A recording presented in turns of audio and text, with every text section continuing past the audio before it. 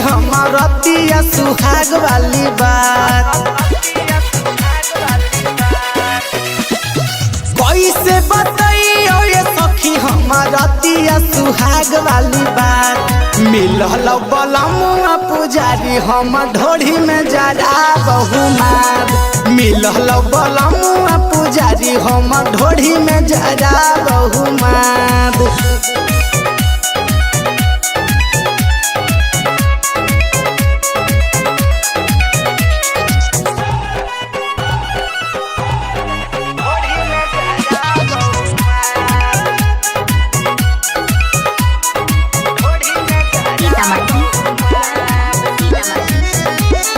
से जिया पयावते उ करो है हवन हो, लेके गंगा जल शुद्ध करो है बदन हो।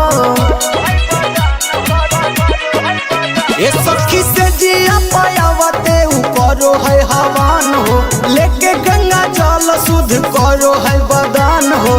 कहियो न खैली ये सखी हम प्यार वाला खूबे प्रसाद।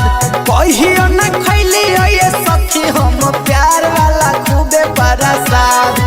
मिलल बलमुआ पुजारी हम ढोढ़ी में जरा बहुमाद। मिलल बलमुआ पुजारी हम ढोढ़ी में जरा बहुमाद।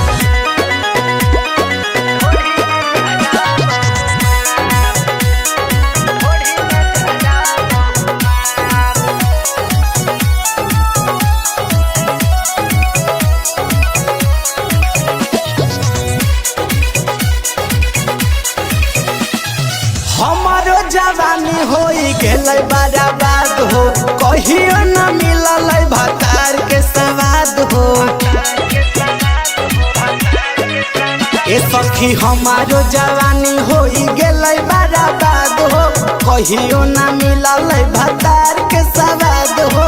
राहुल सरफराज यादव के ससुरो में आवे बड़ी याद। राहुल सरफराज यादव के ससुरो में आवे बड़ी याद। मिलल बलमुआ पुजारी हम ढोढ़ी में जरा बहुमाद। मिलल बलमुआ पुजारी सखी ढोढ़ी में जरा बहुमाद।